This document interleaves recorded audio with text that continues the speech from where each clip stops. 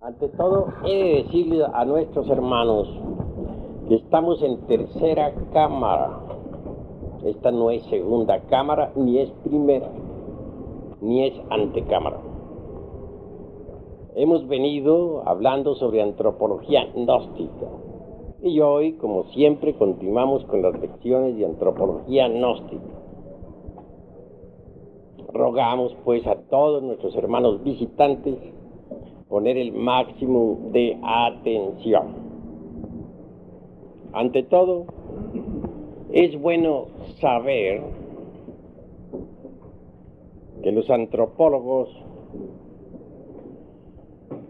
nos hablan de tres épocas muy importantes. Primera, el periodo mesozoico, paleozoico, dispensen. El segundo, el periodo mesozoico. Y el tercero, el periodo cenozoico. Afirman ellos en forma enfática que durante el periodo paleozoico existieron sobre las aguas de la vida los primeros seres unicelulares, los microorganismos. También existieron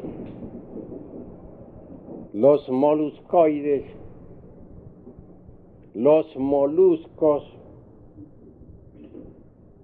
los peces y los primeros reptiles. Esto lo afirman los antropólogos materialistas con una seguridad increíble, como si ellos hubieran estado presentes en las épocas arcaicas, como si en verdad hubieran podido ver, oler, palpar y hasta oír todo lo que en aquellas edades ocurrió.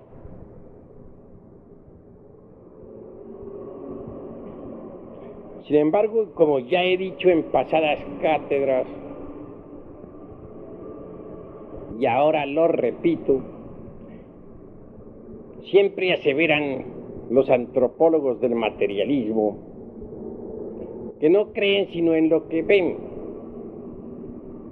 que jamás aceptarían nada que no hayan visto con sus ojos o palpado con sus manos. Aunque tenga que reiterar muchas veces, debo decir que tal afirmación resulta completamente falsa, mentirosa.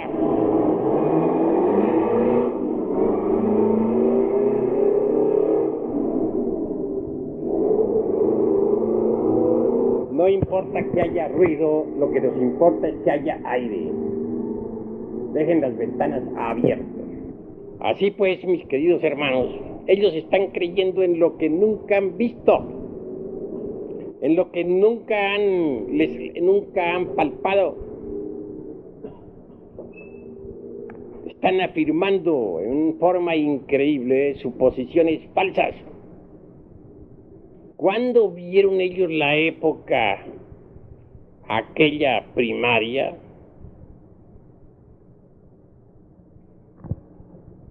¿Cuándo estuvieron presentes en el periodo paleozoico?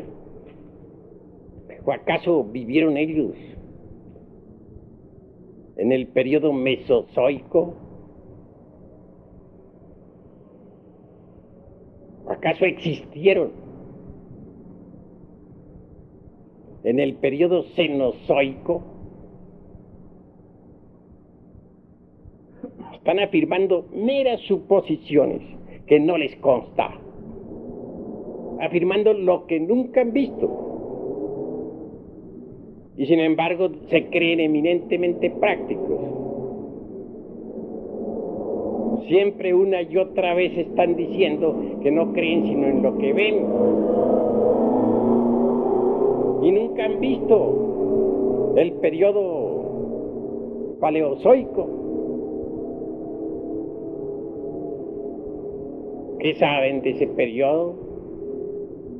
De las formas de vida que existieron en aquella primera edad arcaica de nuestro mundo.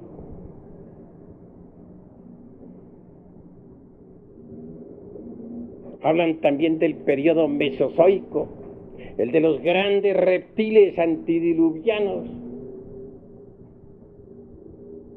Nosotros no negamos en forma precisa o exacta que jamás haya habido en el mundo reptiles. Es claro que la época de los reptiles existió, fue un hecho. Nuestra tierra estuvo poblada por enormes reptiles. Y esto es innegable. Recordemos al broncosuario o bronzuario, recordemos al plesiosaurio, al pterodáctilo, etcétera. Todos esos saurios realmente fueron gigantescos, enormes. Monstruos que tenían hasta 1 y 2 cuadras de tamaño. Existieron, pero les consta a los señores de la antropología materialista haber visto todos los reptiles del periodo mesozoico, cómo se reproducían, cómo vivían. ¿Fueron testigos de eso? Viene después el periodo, aquel conocido como Cenozoico. Se dice que muchos reptiles evolucionaron hacia el estado de los mamíferos. Se asegura en forma enfática que de los primates vinieron los homínidos, antecesores del animal intelectual equivocadamente llamado hombre. No hay duda, dicen ellos, de que de los primates nacieron los homínidos que originaron al hombre. Y por otra parte, la rama aquella de los grandes gorilas, chimpancés, etcétera. Al hablar así, prácticamente quedan con Mr. Darwin. Bien sabemos que Darwin no dice en modo alguno que el hombre descienda del mono. Solo aclara que el hombre y el mono tienen un antecesor común. Los antropólogos del materialismo dicen que ese antecesor común son los primates, que de los primates nacieron los primeros homínidos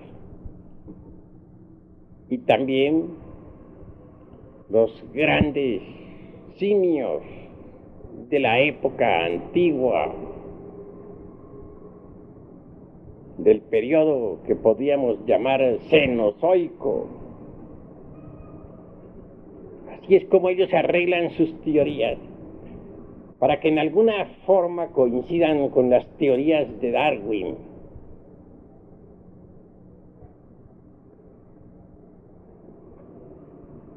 Pero ¿existió acaso, o existieron acaso esos primates?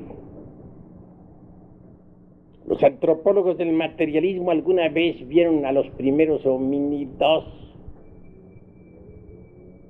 ¿Les consta, podrían jurar acaso, que de esos homínidos nacieron por un lado los simios gigantes y por el otro los hombres?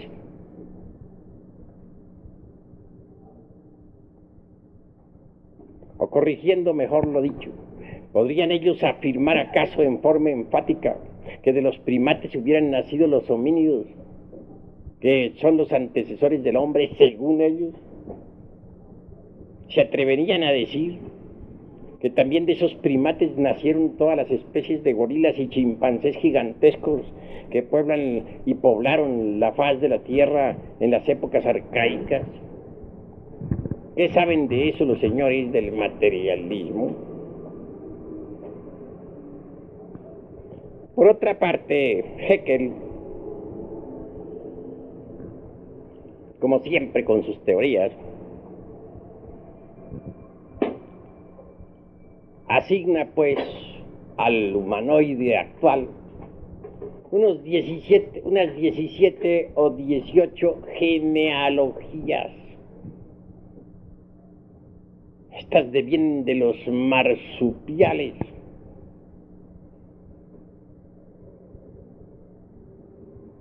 Y de los mamíferos. Y lo habla Haeckel con tanta seguridad como si lo hubiera visto. Sin embargo, estos señores del materialismo son los que dicen que no creen sino en lo que ven. Están diciendo lo que no han visto y creen. Están creyendo en utopismos fantasmagóricos de la mente que no tienen demostración alguna. Los tales mamíferos y marsupiales y todas esas 17 o 18 genealogías de Haeckel resultan bastante fantasmagóricas. Claro, entre ellas no descartan los antropólogos del materialismo a los famosos lemúridos con placenta. ¿Dónde está la placenta de los lemúridos? Bien saben ustedes que en los tiempos actuales también se afirma claramente que venimos de los lemúridos. Y no faltan por ahí ciertos pseudosapientes de nuestros tiempos que están afirmando ahora que nuestro antecesor es el ratón. De manera que según ellos el ratón es el antepasado también de nosotros. Como ven ustedes, son puras chifladuras lo que sostienen estos señores del materialismo antropológico. Verdaderamente que se han dedicado a rebuznar a lo lindo. Resulta vergonzosa esa tan cacareada cultura materialista del siglo XX. Tan pronto descendemos de los lemúridos como del hermano ratón. Y hasta se dan el lujo de decir con mucha seguridad que éramos chiquititos, pequeñitos, porque éramos hijos del ratón.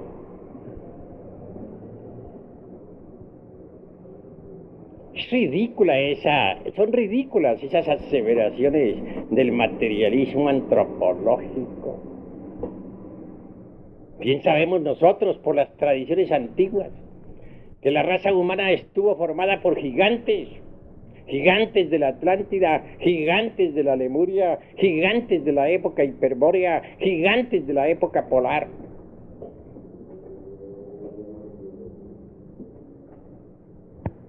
Claro, para hacer aseveraciones como esas de que venimos también del ratón, tiene que haber excesiva ignorancia, y quienes así escriben abusan terriblemente de la inteligencia de los lectores, quienes escuchan semejantes sandeces. realmente son víctimas de la ignorancia. Porque ni el mismísimo ratón era tan pequeño en la Atlántida como lo es ahora. Bien sabemos que el ratón en la época terciaria fue un gigante. Podría tener el tamaño de una vaca. Así pues, decir que el ser humano era chiquitito y que ha ido creciendo. Que chiquitito porque era el hijo del ratón. Es en el fondo espantosamente ridículo. Vean ustedes cómo se mueven esos cínicos del materialismo. Tan pronto están diciendo que venimos de los primates aquellos que ya cité y de los cuales nacieron los primeros homínidos. Como tan pronto están afirmando otra cosa, que nuestro antecesor es el ratón. Cuando se cansan con el hermano ratón, entonces apelan pues al mandril, debido a que el pobre animalito tiene las nalgas rojas. Vean ustedes qué ignorantes son esos antropólogos del materialismo. Esos son los que están degenerando a la humanidad, los que le están quitando a la humanidad los principios eternos, los valores eternos del espíritu. Esos son los que han precipitado a la humanidad por el camino de la involución y de la degeneración. Bien sabemos que cuando a la humanidad se le quitan los valores eternos, los valores del espíritu, degenera espantosamente. Esos son los que mandan a sus secuaces, a los bribones del materialismo, a enseñarle a las gentes de los campos todas esas sandeces. Esos son los que se han convertido en los instructores de la pobre gente que vive en las aldeas, en los villorrios. Esos son en verdad los que están precipitando la degeneración, porque le están quitando a la humanidad los valores eternos. Podríamos considerarlos como corruptores de menores, porque corrompen a las pobres gentes sencillas de los campos. Con sus sandeces dañan la mente de las pobres gentes. Esos son los que forman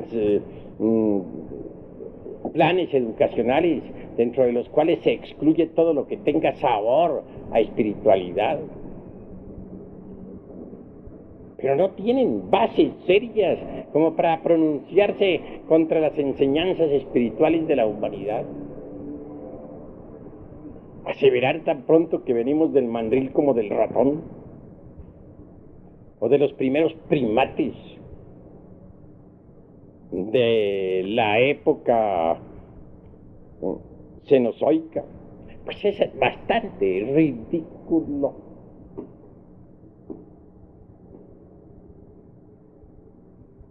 Tanto en el norte como en el sur y en distintos lugares de la tierra y del mundo, estos señores materialistas se ríen del padre de Manu, por el cual devino toda la raza humana, como se ríen del Dian Chohan, que les parece personaje utópico, y sin embargo no tienen ninguna inconveniente en creer en el Sosura del señor Haeckel, una especie de pitecoide estúpido allá, con capacidad ablativa 1000 veces más fantasmagórico y más utópico que la aseveración aquella de que venimos del Manu o del Dian Chohan. Todavía la humanidad cree en el Dian Chohan, aunque a estos señores del materialismo les fastidie. Todavía aceptan al padre del Manu. Millones de personas en el Asia lo creen en él. Del hombre, dijéramos, espíritu, en el hombre prototipo, colocado en un nivel del ser muy superior. Si hiciéramos investigaciones retrospectivas, con procedimientos muy distintos a los del carbono 14 o a los del potasio argón, descubriríamos que en realidad de verdad los prototipos de esta humanidad devienen de las dimensiones superiores de la naturaleza y del cosmos. Pero hablar así a los señores de la antropología materialista, pues es algo más que imposible, porque se sienten ellos tan incómodos como los chinos cuando escuchan un concierto occidental.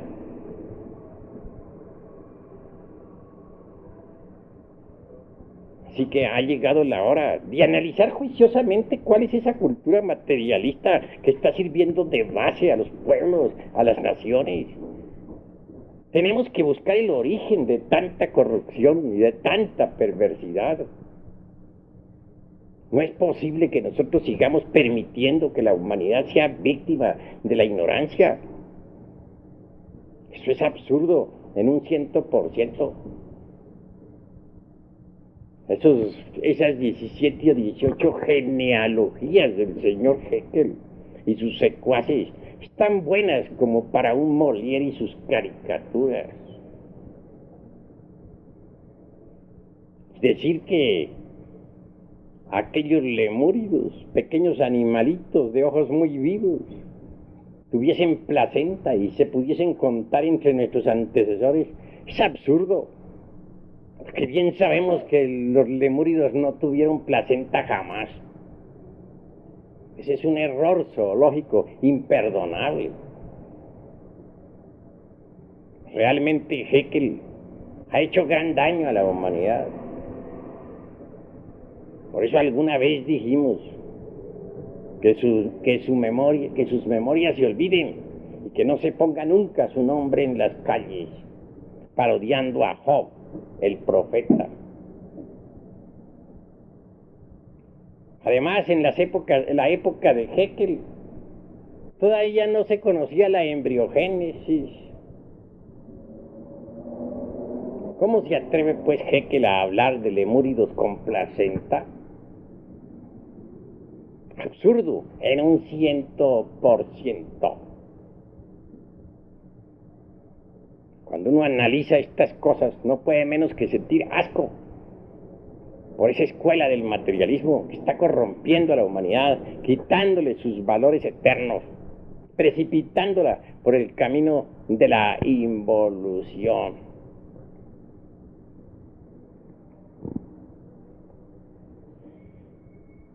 ¿Cuál es en realidad de verdad el antecesor del hombre de la época o del periodo cenozoico? ¿Cuáles son sus descendientes?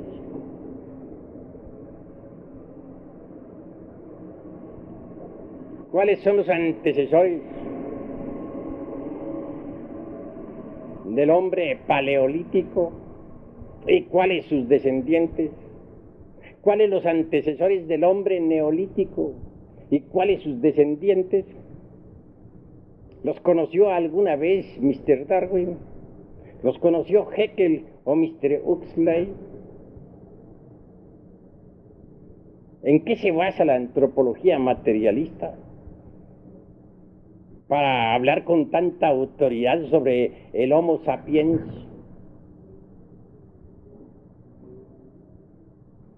¿A qué época perteneció el Homo sapiens, el hombre primordial? En vano Mr. Huxley intentará buscar entre las capas subterráneas de la época cuaternaria los restos fósiles del hombre primordial. En verdad que no los hallará jamás. Y es que el hombre es más antiguo de lo que suponen los cerdos del materialismo. El hombre de la del periodo cenozoico existió, como el hombre del periodo mesozoico y como el hombre del periodo paleozoico. Pero esto no lo aceptará más nunca jamás el materialismo. Ellos quieren que el hombre venga estrictamente de la época cuaternaria. En modo alguno aceptan que haya existido durante el periodo cainozoico. Así pues ha llegado la hora de las grandes reflexiones, de los grandes análisis. ¿Qué saben ellos de la forma como la vida se fue procesando durante las épocas primaria, secundaria, terciaria y cuaternaria? Dótesele a los seres humanos de su mónada, cada uno, y verán ustedes que todo ese teatrito de Haeckel, de Mr. Darwin, de Huxley, de Marx y de sus secuaces caerá en verdad hecho polvo, porque la antropología materialista es un paredón sin cimientos. Basta un leve empujón para convertirle en menudo sedimento.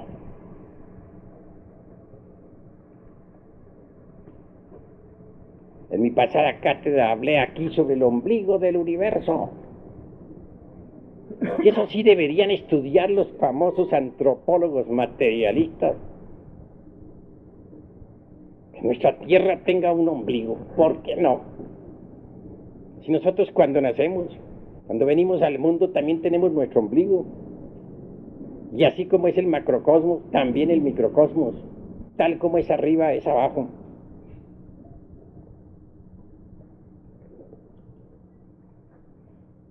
Hablamos entonces, en nuestra pasada cátedra, sobre el Omeyocan.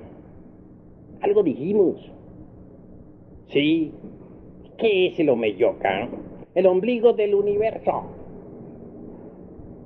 Sí. Un día la Tierra Luna existió. Tuvo mares, tuvo montañas llenas de vida, de vegetación. Tuvo también sus periodos paleozoico, mesozoico, cenozoico. Pero que los mundos, como todo lo que es, ha sido y será, nace, crece, envejece y muere. La materia meramente física de la Luna murió. Hoy es un cadáver, como ha quedado demostrado por los astronautas que han descendido en el suelo lunar. Pero la vida en sí misma, la sustancia viva de la materia, no murió. Continuó procesándose en una cuarta coordenada, en una cuarta vertical, junto con las semillas de todo lo existente. Esa sustancia materia más tarde se procesó en una quinta coordenada, y luego en una sexta, posteriormente en una séptima. Y cuando cayó en la séptima, se sumergió entre el seno del espacio abstracto absoluto. Esa sustancia homogénea, ese prakriti de los orientales, esa tierra primigenia o primordial, continúa existiendo. Era una semilla que no podía perderse y ahora estaba depositada en el espacio profundo. En esa semilla la vida continuó latente. Esa semilla, he dicho y lo vuelvo a repetir hoy, es el Iliáster de los sabios.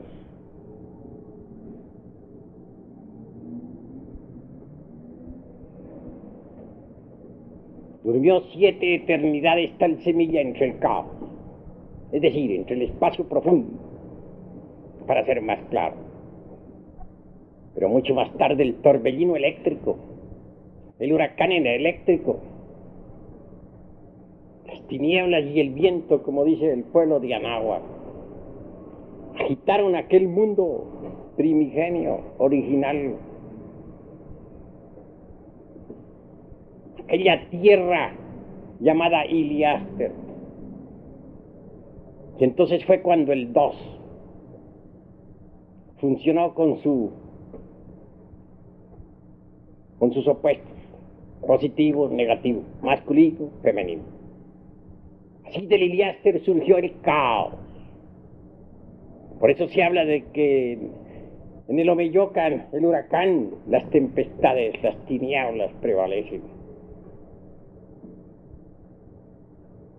Se habla allí claramente de Hecatl. Hecatl es el dios del viento, de los huracanes, del movimiento eléctrico. El macrocosmos volcado en los microcosmos. Todo en incesante actividad. Así el caos, en realidad de verdad, existió en el Omeyocan. Fue el mismo Omeyocan. Una tierra virginal purísima, inefable, que jamás aceptaría la antropología materialista. Allí estaban todas las posibilidades, hasta que el fuego universal hizo fecundo aquel caos. Y cuando lo hizo fecundo, apareció el limbus. Ese limbus extraordinario dio origen a todo lo que es, ha sido y será. Desde entonces, desde el ombligo del universo, hubo sucesivos desdoblamientos a través de varias dimensiones. Y el hombre meramente germinal pasó por... Fue la época del protoplasma. Y la vida evolucionante e involucionante a través de varias dimensiones vino a cristalizar por último en la tierra protoplasmática. Existió una primera manifestación en el mundo de la mente, en la región de la mente cósmica o de la inteligencia universal. Una segunda manifestación de todo lo que es, ha sido y será, en un segundo periodo.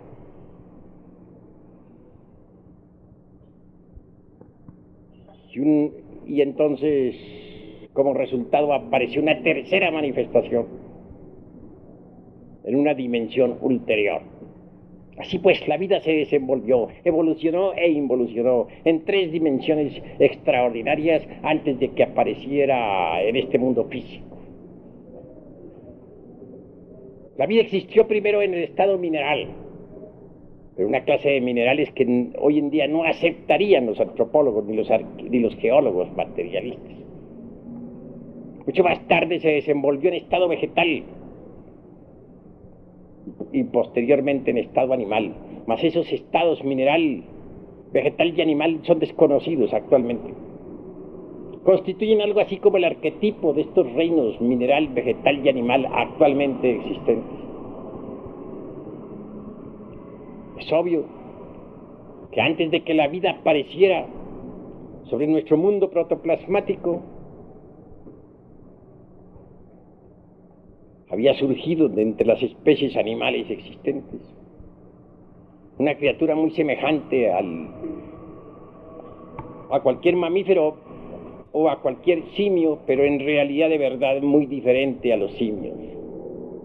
Cuando ese hombre original o primigenio logró cristalizar en forma densa, pasó por una transformación de su morfología. Se pareció así sobre el casquete polar del norte que otrora estuviera situado en la zona ecuatorial. Ya en mi próxima plática hablaré sobre el movimiento de los continentes, y entonces vamos a decirle al mundo lo que realmente es la Pangea. Hoy solo nos limitaremos a decir que la vida se desarrolló en otras dimensiones antes de cristalizar en el mundo físico. Hoy quiero también poner énfasis para decir que antes de que existiera realmente el animal intelectual, equivocadamente llamado hombre, existió el hombre real, en las primeras, segunda y tercera razas. El animal intelectual, ese que surgió en la época cuaternaria, ese no es el hombre, sino el animal intelectual, repito. Que en la pasada ocasión dije que los hombres reales vivieron espléndidamente en la Lemuria, pero que algunos se degeneraron al final y que se mezclaron con bestias, y que de esa mezcla vino a resultar la humanidad actual, el animal intelectual. Así que ha llegado la hora de entender estas cuestiones tan delicadas. El hombre es anterior al periodo cuaternario, como al terciario, secundario o primario. Prueba de ello es que, a pesar de que todas las especies vivientes de los tiempos arcaicos desaparecieron, continúa existiendo ese animal intelectual llamado hombre.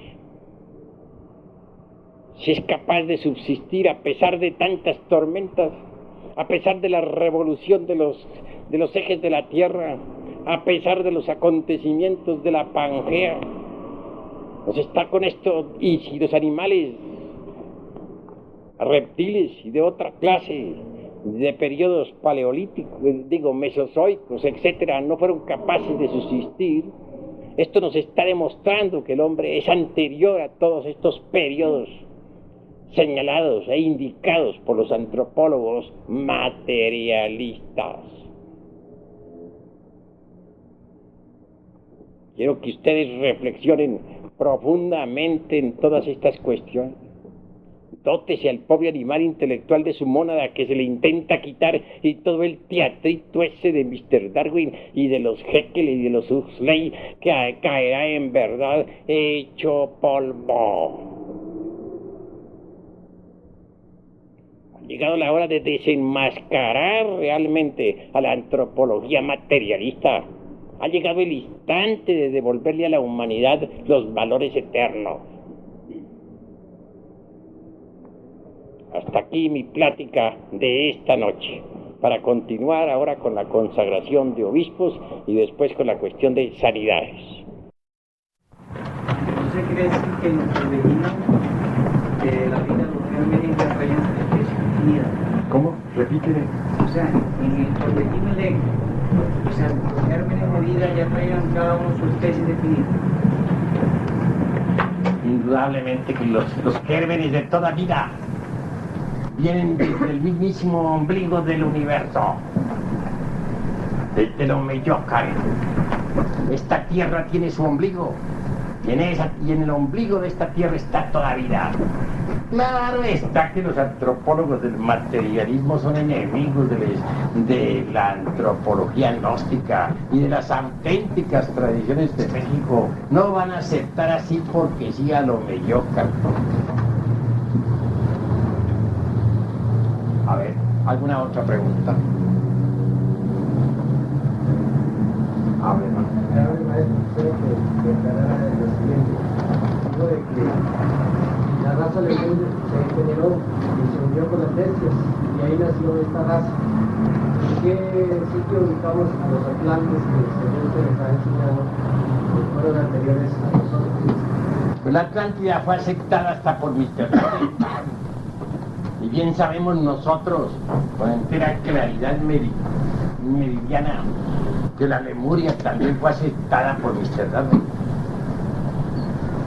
Sin embargo, tengo que decir lo siguiente. La raza lemúrica fue esplendorosa, formidable, maravillosa. Hoy no me he detenido a hablar claramente sobre los grandes aconteceres de Lemuria porque no nos alcanzaría el tiempo. Pero en futuras cátedras hablaremos claramente sobre toda la historia de la Lemuria. Al finalizar la raza lemúrica, en sus tiempos de decadencia, sucedió que algunos individuos degeneraron sexualmente y se mezclaron con bestias. De allí resultaron algunos simios muy extraños. Dije en mi pasada cátedra que algunos de rostros azules y otros de rostros rojos, que andaban tan pronto sobre pies y manos como se levantaban y verticalmente, y que tenían el derecho y el poder de hablar. Nuevas mezclas permitieron que esa clase de simios, a su vez, simios hombres, se juntaran con, produjeran pues la raza actual, la raza del humanoide intelectual, de manera que el humanoide, ese que los materialistas ven surgiendo del periodo cuaternario, no es el verdadero hombre, es únicamente el resultado de la mezcla de bestias humanas con hombres. Así pues, nuestra raza, nosotros todos, somos el resultado de la mezcla de los hombres que existieron en la Lemuria y que se juntaron con ciertas bestias, y ahí venimos nosotros. Nosotros somos hijos de bestias y de hombres. Somos pues animales intelectuales. Sin embargo, como venimos también de hombres, cargamos los gérmenes para el hombre. Si los sabemos aprovechar, esos gérmenes se desarrollarán en nosotros y nos convertiremos en hombres. Si por algo nos podemos convertir en hombres a pesar de ser animales intelectuales, es porque cargamos los gérmenes del hombre. Somos hijos de bestias, no lo negamos, mezcladas con hombres, pero cargamos los gérmenes del hombre. Si los aprovechamos, nos transformamos en hombres. Esa es la cruda realidad de los seres. ¿Entendido? ¿Hay alguna otra pregunta? Maestro, si el simio surgió de la mezcla de hombres degenerados con bestias, y la actual humanidad también, entonces quiere decir que en ese sentido se podría hablar de un origen común. Pues no podríamos del todo asegurar un origen común, porque son muchas las bestias y fueron muchos los hombres que se mezclaron con bestias. Muchas de esas mezclas a la larga y a través de sucesivos cataclismos perecieron, más el resultado de la mezcla de otras mezclas con bestias logró sobrevivir.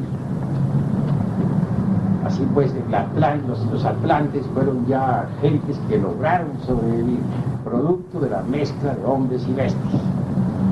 Y a su vez, esta raza que actualmente puebla la faz de la Tierra es descendiente de Atlantes. Así pues, si decimos que el animal intelectual actualmente es hombre, estamos mintiendo. No es hombre, es animal intelectual. Hay muchas gentes que no aceptan, por ejemplo, la karma ZF, que no quieren la ciencia de la transmutación. Existen problemas muy graves, hombres que se casan con ciertas mujeres que no quieren la transmutación, y mujeres que se casan con ciertos hombres que no quieren tampoco la transmutación. En la Lemuria los hombres reales se reproducían por trilla sakti, es decir, no derramaban el vaso de Hervey. Cualquier zoospermo maduro era suficiente para hacer fecunda una matriz. Pero eso eran los hombres que no se habían degenerado, los hombres reales. Pero exigirle también a los pobres animales intelectuales que se reproduzcan por trichesacto, es decir, mediante la transmutación, es mucho exigirles. Y si no aceptan, sencillamente tienen derecho a no aceptar, pues son bestias, y las bestias tienen derecho a reproducirse como bestias. Pero querer nosotros que las bestias se reproduzcan con el sistema de los hombres, con el don de Kriya Shakti, es mucho exigir. También es cierto que nos proponemos crear hombres, y para eso estamos difundiendo estas enseñanzas gnósticas. Quienes sí acepten de verdad el sistema de reproducción por Kriya Shakti, es decir, mediante transmutación de la libido sexual, se convierten en hombres, porque adoptan el sistema sexual de los hombres. Cuando ustedes, los misioneros, vean a alguien que no quiere aceptar el sistema de reproducción de Kriya Shakti, no se asombren, ni se extrañen, ni les duelan, porque las bestias tienen su sistema de reproducción. Es mucha gracia que algunas de esas bestias acepten el sistema de los hombres. Eso es rarísimo. demasiado extraño. ¿Hay alguna otra pregunta? A ver, Aladino. Maestro, si en la cultura mexica Tezcatlipoca representa a la luna, a la noche, al Eliante, está dirigido, digamos, por Homo Necropintri, en una cultura mexica que dirigen en yoga, los principios de San Juan, que es el fuego, los principios claros y los principios, digamos, en la formación de la materia. Pues ya sabemos muy bien que Tezcatlipoca tiene su aspecto femenino, lunar.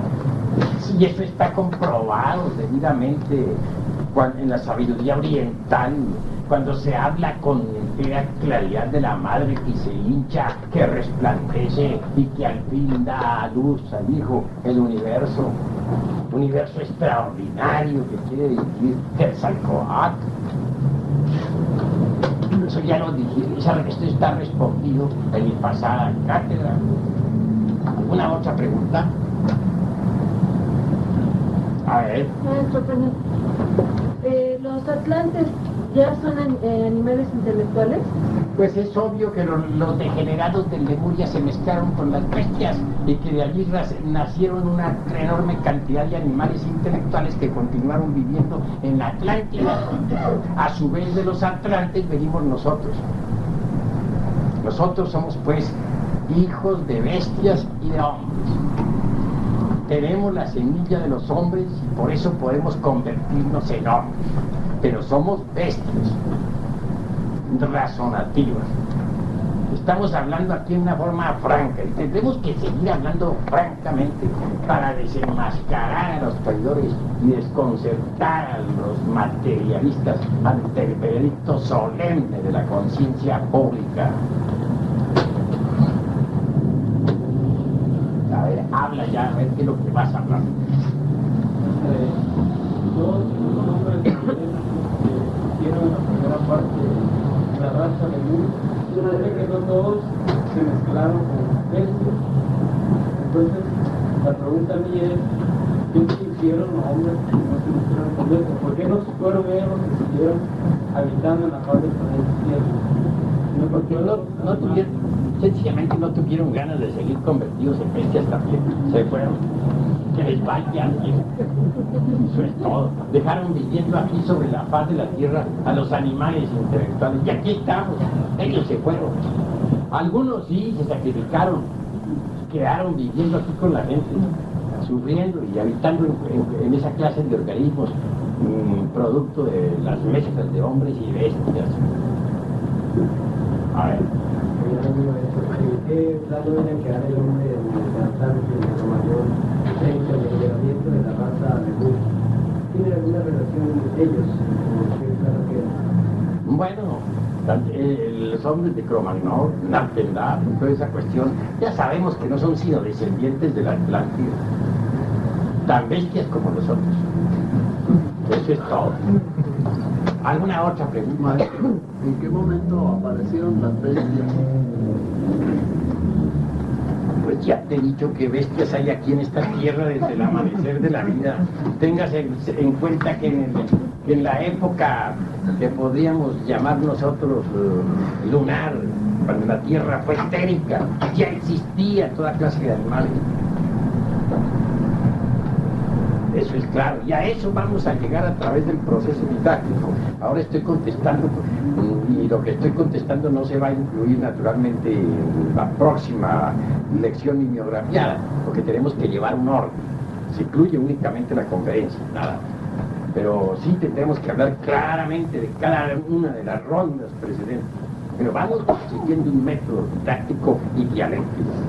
¿Alguna otra pregunta? Maestro, no sé si nos puede ampliar un poquito sobre los gérmenes que nosotros llevamos de hombres, ya que yo, cuando dice gérmenes, yo me remito inmediatamente a los gérmenes sexuales únicamente, y haciendo una reflexión más honda veo que existe algo de humano, o pues de hombre nosotros, que es la esencia. Tal vez podamos ampliar un poco más cuáles son estos gérmenes de hombre, digamos. ¿Solamente son sexuales o la esencia aquí está pertenecida en esa bestias? Pues la esencia es. Los animales intelectuales son elementales de la naturaleza, embotellados en su ego. Si cualquiera de ustedes desintegrara el ego, queda el puro elemental.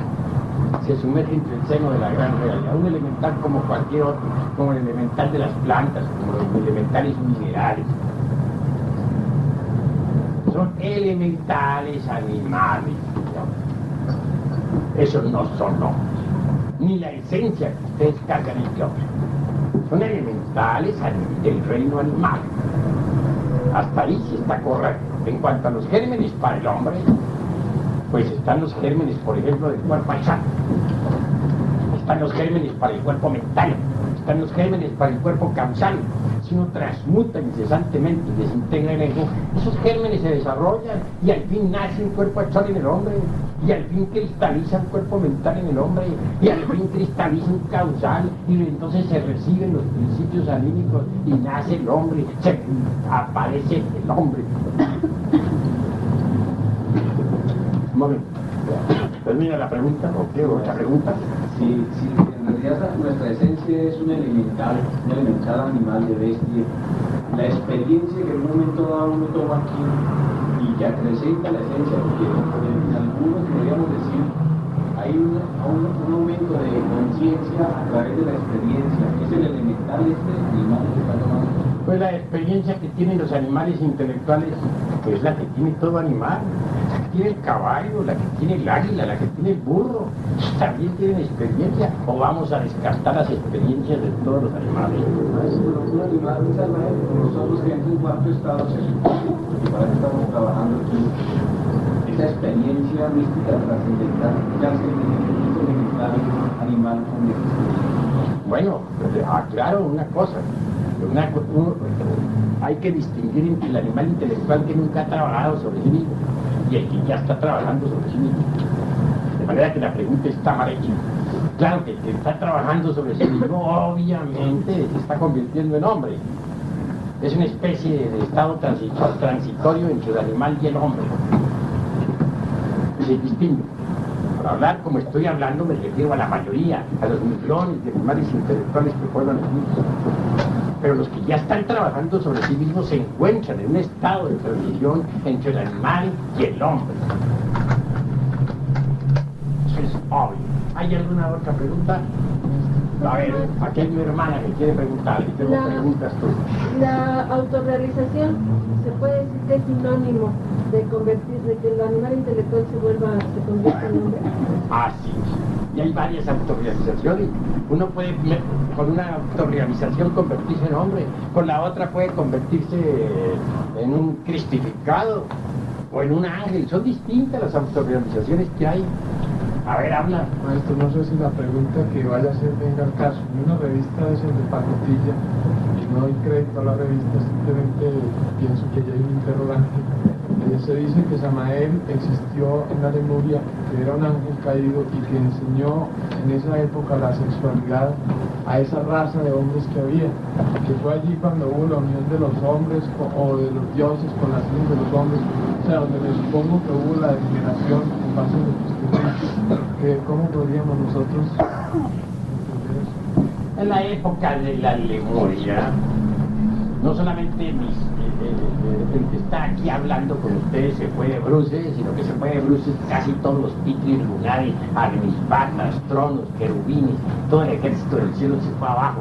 Cuando la gente comenzó a entrar en la generación animal, pues yo también entré en la bola.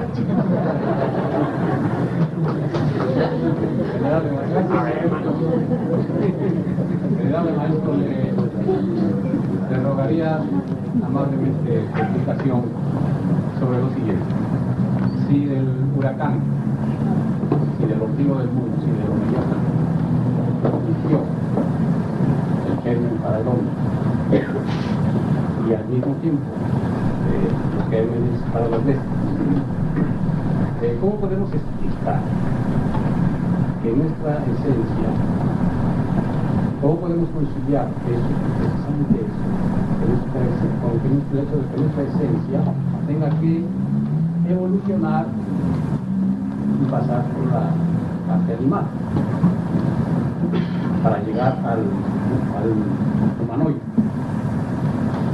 Bueno, daremos la respuesta. Es claro que está un poquito mal planteada, ¿no? Que parte del principio de que ya los hombres existen sobre la Tierra. Seguramente que no sea. Pero si se habla de nuestro real ser, del hombre hecho a imagen y semejanza de Dios, puramente espiritual. ¿Cómo se puede conciliar si desde un principio yo he sido hombre? Pues sencillamente. ¿Cómo se puede conciliar que nuestra esencia tenga que pasar por el tránsito a... Pues sencillamente, tal como es arriba es abajo, tal como es aquí es en el Omeyocan y es en el mediodía, es decir, en los aeones que comunican a la Tierra esta física con el Omeyocan. Y hay que saber reflexionar un poco en esta cuestión.